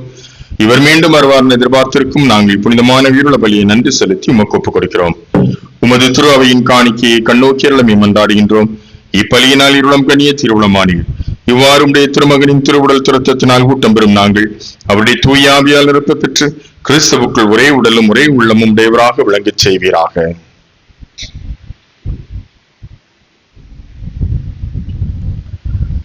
எவரே எங்களை உமக்கு என்றும் காணிக்கையாக்குவாராக. இவ்வாறு உம்மால் தேர்ந்து கொள்ளப்பட்டவர்களோடு முதலாக புனிதமிக்க கன்னியும் கடவுளின் தாயுமான மரியா, அவருடைய கணவனான புனித யோசேப்பு, புனித திருத்தூதர்கள், மாட்சிமிகு மறை சாட்சியர், மற்ற புனிதர்கள் அனைவரோடும் நாங்கள் உரிமை பெற்றுக்கு தகுதியுடையோர் ஆகுவோமாக. இவர்களின் வேண்டுதலால் நாங்கள் என்றும் உதவியை பெறுவோம் என உறுதியோடு இருக்கின்றோம்.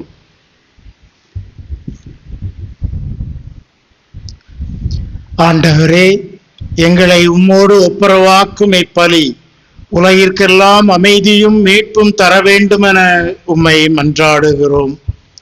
இவ்வுலகில் பயணம் செய்யும் உமது திரு அவையை சிறப்பாகும் அடியாராகி எங்கள் திருத்தந்தை லியோ, எங்கள் ஆயர் ஸ்டீபன், ஏனைய ஆயர்கள், திருநிலையினர், உமக்கு சொந்தமான மக்கள் ஆகிய அனைவரையும் நம்பிக்கையிலும் அன்பிலும் உறுதி பெற செய்வீராக. நீர் விரும்பியபடி உமது திருமுன் நிற்கின்ற இந்த குடும்பத்தின் வேண்டுதலுக்கு கனிவுடன் செவிசாய்த்தருளும். கனிவுள்ள தந்தையே, எங்கும் சிதறுண்டிருக்கும் உம்முடைய பிள்ளைகளை கனிவுடன் உம்மோடு சேர்த்து கொள்ளும். இறந்து போன எங்கள் சகோதர சகோதரிகளையும் உமக்கு உகந்தவர்களாய் வாழ்ந்து இவ்வுலகை விட்டு சென்ற அனைவரையும் உமது ஆட்சியில் கனிவுடன் ஏற்றருளும். நாங்களும் அங்கு வந்து சேர்ந்து அவர்களோடு உமது ஆட்சியில் என்றும் மனநிறைவு அடைவோம் என எங்கள் ஆண்டவராகிய கிறிஸ்து வழியாக எதிர்நோக்கி இருக்கின்றோம். இவர் வழியாகவே நீர் உலகிற்கு எல்லா நன்மைகளையும் வழங்குகின்றீர்.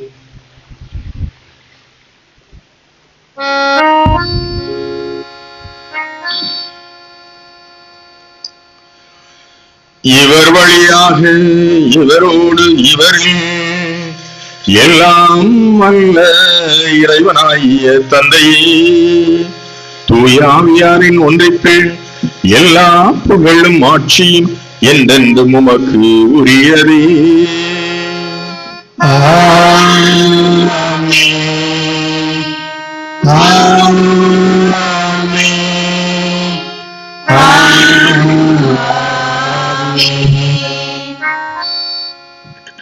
மீட்பரின் கட்டளையால் கற்பிக்கப்பட்டு இறை படிப்பினையால் பயிற்சி பெற்ற நாம் துணிந்து பாடுவோம்.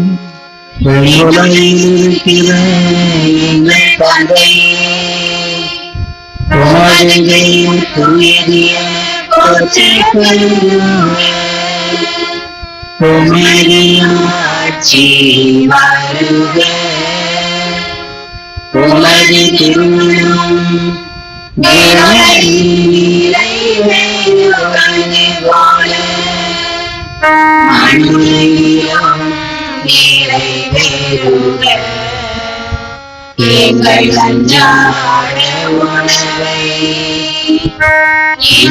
எங்களுக்கு தாரும். எங்களுக்கு எதிராக குற்றம் செய்வாரை நாங்கள் மன்னிப்பது போல எங்கள் குற்றங்களை மன்னியும். எங்களை சோதனைக்கு உட்படுத்தாதேயும். தீமையிலிருந்து எங்களை விடுவித்தருளும். ஆண்டவரே, தீமை அனைத்திலும் இருந்து எங்களை விடுவித்து எங்கள் வாழ்நாளில் அமைதியை கனிவுடன் அருளும் மன்றாடுகின்றோம். உமது இரக்கத்தின் உதவியால் நாங்கள் பாவத்திலிருந்து எப்போதும் விடுதலை பெற்று யாதொரு கலக்கமும் இன்றி நலமாயிருப்போமாக. நாங்கள் இது நோக்கி இருக்கும் பேரின்பத்திற்காகவும் எம் மீட்பராகிய இயேசு கிறிஸ்துவின் வருகைக்காகவும் காத்திருக்கின்றோம். ஆட்சி வல்லமையும் மாட்சியும் என்றென்றும் உமதே.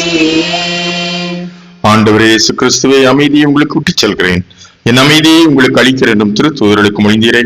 எங்கள் பாவங்களை பாராமல் திருஅவையின் நம்பிக்கையை கண்ணோக்கி உமது திருவுளத்திற்கு ஏற்ப அதற்கு அமைதியும் ஒற்றுமையும் அளித்தருள திருவுளம் கொள்வீராக. என்றென்றும் வாழ்ந்து ஆட்சி செய்கின்றவர் நீரே. ஆண்டவருடைய அமைதி உங்களோடு என்று வருவதாக.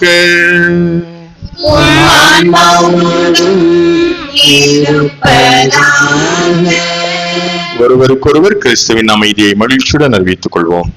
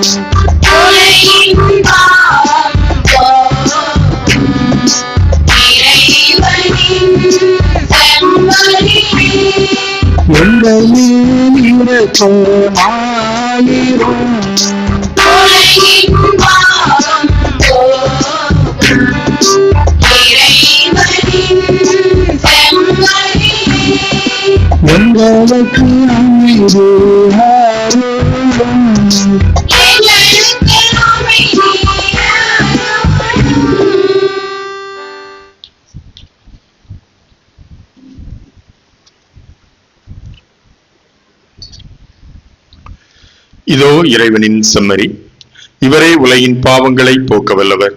நம் ஒவ்வொருவரையும் அன்பு செலுத்தி நம்மை வழிநடத்துகின்றவர். விருந்திற்கு அழைக்கப்பட்ட நாம் அனைவரும் பேறு பெற்றோம்.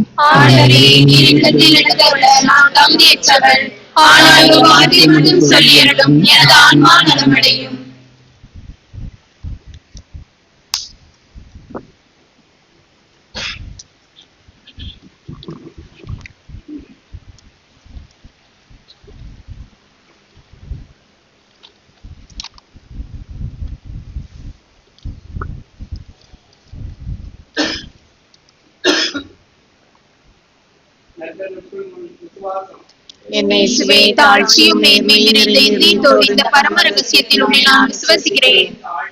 என்னை நான் மிகவும் பலவீனமுள்ளவனாக இருக்கிறேன். என் பலவீனத்தை பார்த்து என் மேல் இரக்கமாயிரும். என்னை என் பாவங்களை நினைத்து மனம் வருந்துகிறேன். என் தேவனே, தயவு கூர்ந்து என் பாவங்களை மன்னியும். என்னை நான் நேசிப்பதை விட நான் என் மொழி இதயத்தோடு நேசிக்கிறேன்.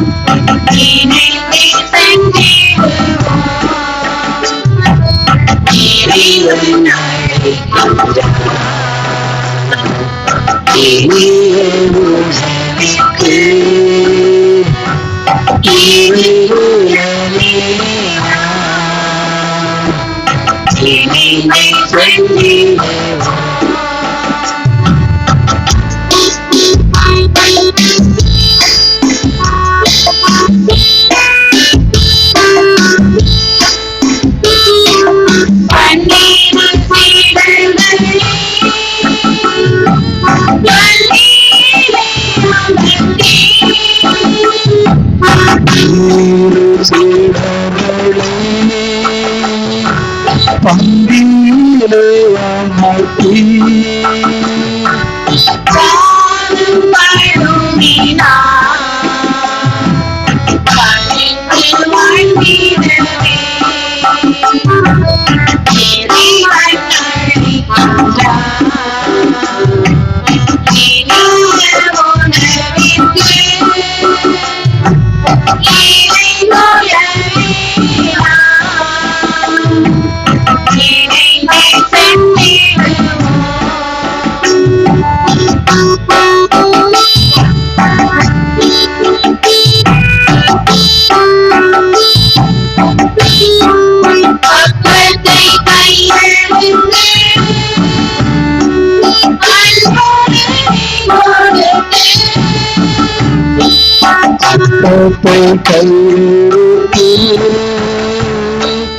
அன்புடனே கொடுத்து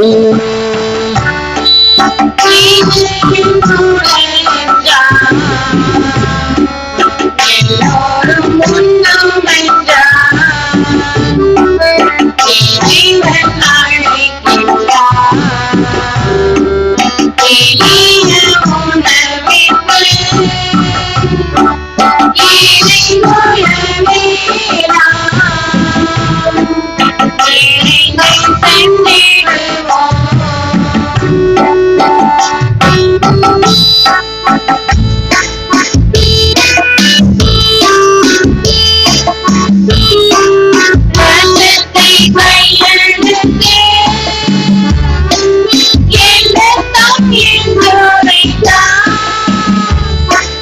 வாசத்தை கையெடுத்து எந்தத்தம் என்றுரைத்தார்.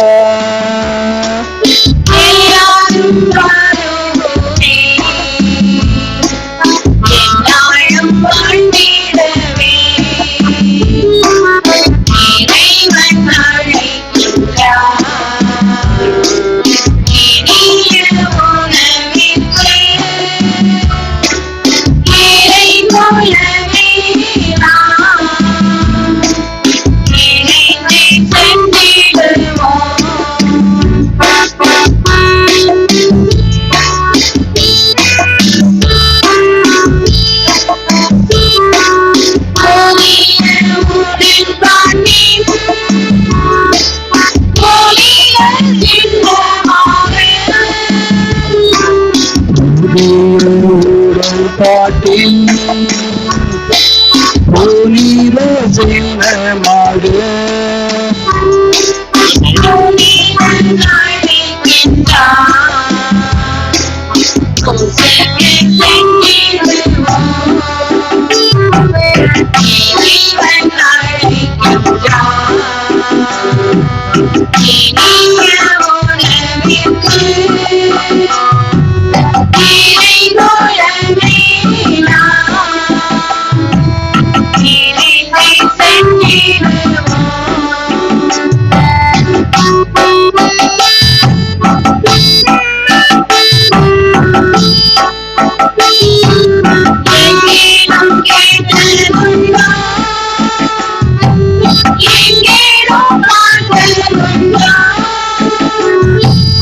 எங்கே கேட்டது எங்கேயும் பார்த்து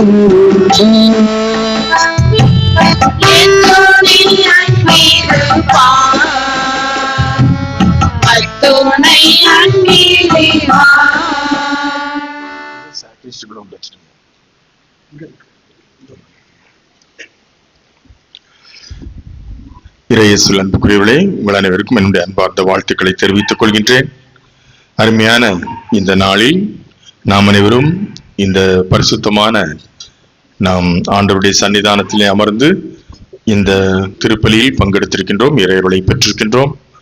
ஆண்டவர் இயேசு நற்கருணை ஏற்படுத்திய, குருத்துவத்தை ஏற்படுத்திய, அன்பை செலுத்திய அருமையான இந்த நாளுக்காக நாம் நன்றி செலுத்தி தொடர்ந்து நாம் ஒருவருக்காக ஜெபிப்போம். இந்த நேரத்தில் நம்மோடு இணைந்து இந்த திருப்பலியில் பங்கெடுத்த நம்முடைய மண்ணின் மைந்தர் அருட்தந்தை ஜோசப் எஸ்லியோன் அவர்களுக்கு என்னுடைய சார்பாக, உங்கள் அனைவருடைய சார்பாகவும் என்னுடைய நன்றியை நான் தெரிவித்துக் கொள்கின்றேன். அன்பார்ந்தவர்களே, இப்பொழுது திருப்பலி இறுதி ஜபம் நிறைந்தவுடன் நற்கருணை இடமாற்ற பவனி நடைபெறும். அதனைத் தொடர்ந்து தொடர் ஆராதனை நடைபெறும். ஏற்கனவே சொன்னது போன்று 8:30 மணியிலிருந்து 9 மணி வரை இணையூர் மக்கள், 9 மணியிலிருந்து 9:30 மணி வரை முப்பள்ளி மாணவ மாணவிகள் மற்றும் ஆசிரியர்கள். 9:30 மணி முதல் 10 மணி வரை அமலோற்போ மாதா சபையினர். 10 மணி முதல் 10:30 வரை புனித தனிஸ்லாஸ் இளையோர் சபை. 10:30 முதல் 11 வரை புனித யாகப்பர் சபை. 11 11:30 வரை திருக்குடும்ப சபை. 11:30 மணியிலிருந்து 12 மணி வரை பொது ஆராதனை. அதன் பிறகு 12 மணிக்கு ஆலயம் அடைக்கப்பட்டு மீண்டும் காலை 6 மணிக்கு ஆலயம் திறக்கப்பட்டு மௌன ஆராதனை 3 மணி வரை, நண்பகல் 3 மணி வரை நடைபெறும். இந்த நிகழ்விலும் இந்த தனி நபர் ஆராதனை அல்லது குடும்பமாக நாம் தனியாக ஆராதிக்கின்ற இந்த ஒரு ஆராதனை நாம் தொடர்ந்து பங்கெடுக்க உங்கள் அனைவரையும் நான் அன்போடு கேட்டுக்கொள்கின்றேன். ஆண்டவர் இயேசு நம்மிடம் எதிர்பார்க்கின்ற ஒன்று, அவரோடு நாம் இணைந்திருக்க வேண்டும். அவர் நம்மோடு எப்பொழுதும் இணைந்திருக்கிறார், நாம் அவரோடு இணைந்திருக்க வேண்டும். அதற்கு இந்த ஆராதனை உறுதுணையாக இருக்க அன்போடு உங்களை கேட்டுக்கொள்கின்றேன். எனவே ஒரு நாளைக்கு 1 மணி நேரமாவது நாம் ஆலயத்திற்கு வருவோம், தனியாக வருவோம், குடும்பமாக வருவோம். முடிந்தால் எவ்வளவு நேரம் இருக்க முடியுமோ அத்தனை மணித்துளிகள் ஆலயத்திலிருந்து நற்கருணை ஆண்டவருடைய ஆசிரை நாம் பெற்றுக்கொள்வோம். மீண்டுமாய் பிற்பகல் 3 மணிக்கு பெரிய வெள்ளிக்கிழமை வழிபாடுகள் நடைபெறும். திருச்சிலுவை ஆராதனை, முத்தம் விடுதல் நடைபெறும். அதில் பிரிக்கப்படுகின்ற காணிக்கைகள், உங்களிடம் கொடுக்கப்பட்ட அந்த உண்டியல் காணிக்கை மற்றும் அதில் பிரிக்கப்பட காணிக்கைகள் பசிப்பினி நோக்கத்திற்காக உலகத்திற்கு நம்முடைய கத்தோலிக்க திருச்சபையினுடைய அனைத்து மக்களும் நலமோடும் வளமோடும் வாழ வேண்டும் என்பதற்காக மறைமாவட்டம் வழியாக நாம் அனுப்புவோம் என்பதையும் நான் அன்போடு தெரிவித்துக் கொள்கின்றேன். அதன் பிறகு வருகின்ற சனிக்கிழமை இரவு 11:15 மணிக்கு திருவிழிப்பு பாஸ்கா திருப்பலியானது ஆரம்பமாகும். எனவே அனைத்து நிகழ்வுகளிலும் கலந்து கொள்ள உங்கள் அனைவரையும் நான் அன்போடு கேட்டுக்கொள்கின்றேன். அன்பார்ந்தவர்களே, நாளை வெள்ளிக்கிழமை வழிபாடு முடிந்த பிறகு 6:30 மணிக்கு சிலுவை பாதை ஆரம்பமாகும். எனவே அதற்காக சிலுவையை நீங்கள் பெற்றுக்கொள்ளலாம். அந்த சிலுவையை நீங்கள் எந்த இடத்தில் வைக்க வேண்டுமோ அதை வைத்து சிறப்பாக இந்த சிலுவை பாதை நம்முடைய சப்பர பவனி வருகின்ற அந்த இடத்தில் நடைபெறுவதற்கு உங்களுடைய முழு ஒத்துழைப்பை கொடுக்க அன்போடு கேட்டுக்கொள்கின்றேன். அதே நேரத்தில் இந்த வழிபாடு சிறப்பாக நடைபெற எல்லா விதத்திலும் ஒத்துழைத்த அனைவருக்கும் ஆலய பணியாளர்கள், இன்னும் இந்த இடத்தையும் நற்கருணை ஆண்டவரை நாம் வைக்கின்ற அந்த இடத்தையும் அலங்காரம் செய்த அருட்சகோதரிகள், இளைஞர், இளம்பெண்கள் அத்தனை பேருக்கும் என்னுடைய நன்றியை நான் தெரிவித்துக் கொள்கின்றேன். அதே நேரத்தில் இந்த விழா சிறப்பாக நடைபெற ஒத்துழைத்த நிதிக்குழு உறுப்பினர்கள் ஒவ்வொருவருக்குமே என்னுடைய நன்றியை நான் தெரிவித்துக் கொள்கின்றேன். அதே நேரத்தில் இந்த வழிபாடு சிறப்பாக நடைபெறுவதற்கு இந்த வந்திருக்கின்றவர்களுக்கு வேஷ்டி, டவல் மற்றும் அப்பம் கொடுப்பதற்காக உதவி செய்தவர்களுக்கும் என்னுடைய நன்றியை தெரிவித்துக் கொள்கிறேன். ஜெரோம் ராஜபுனிதா 1000, சிலுவைதாசன் பிரேமா 500, ரேமண்ட் விஜிதா 1000, சந்தியாகு ஆசிரியர் 1000, Jayapalan Jayakumar Matilda 1000, Irudayaraj Epsy 500, Stephen Delsy 500, Joyson Jeyarani 500, Johnsingh Chandra 500, Amslin Angeline 500, Jayaraj Rani 500, Singh Subha 500, Johnson Koska 500, Siluvai மிக்கேலில் 500, Francis Anadas 500, Thomas Gunasekaran Saroja Selvi 500, Arokia Mariammal 500, Christie Sylvester 1000, Celestine குடும்பம் 500. அத்தனை பேருக்கும் என்னுடைய நன்றியை நான் தெரிவித்துக் கொள்கின்றேன்.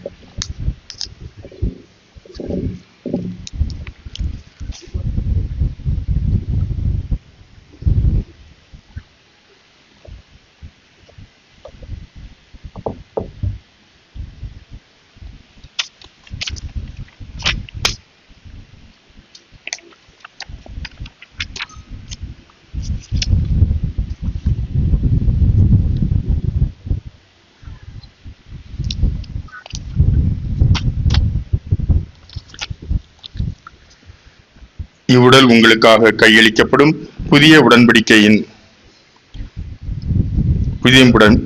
இந்த கிண்ணம் என் இரத்தத்தால் நிலைப்படுத்தப்படுகிறது. நீங்கள் இதிலிருந்து பருகும் போதெல்லாம் என் நினைவாக இதை செய்யுங்கள் என்கிறார் ஆண்டவர். மன்றாடுவோமாக. எல்லாம் வல்ல இறைவா, எங்களுக்கு அருள் புரிவீராக. உம் திருமகனின் இரவு விருந்தினால் இவ்வுலகில் ஊட்டம் பெறும் நாங்கள் என்றென்றும் நிறைவடைய தகுதி பெறுவோமாக. எங்கள் ஆண்டவராகிய கிறிஸ்து வழியாக உம்மை மன்றாடுகின்றோம்.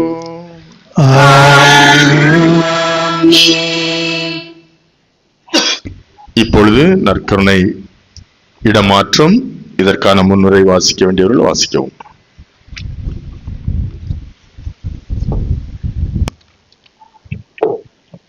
நற்கருணை இடமாற்ற பவனி. இப்பொழுது தூய்மை மிகு நற்கருணை இடமாற்றம் செய்யப்படுகிறது. இயேசு பாடுகள் படும் முன் கெத்சமனி தோட்டத்தில் தனிமையாக தன் துயரத்தை தந்தையாம் இறைவனிடம் வெளிப்படுத்தியதை நினைவு கூறுகிறோம். இப்போது நற்கருணை நாதர் தலைமை பீடத்திலிருந்து தனியாக அலங்கரிக்கப்பட்ட இடத்திற்கு பவனியாக எடுத்து செல்லப்படுவார். அவ்வாறு எடுத்து செல்லும் போது அனைவரும் முழந்தாள் பணிந்து நமது வணக்கத்தை செலுத்துவோம். விழித்திருந்து ஜெபியுங்கள் என்று எமக்கு அழைப்பு விடுத்த இயேசுவின் உணர்வுகளோடு இன்று பயணிப்போம். தனிமையில் தனது துன்ப நிலையை எண்ணி துயரப்படும் நம் இயேசுவோடு நாமும் விழித்திருந்து ஜெபிப்போம்.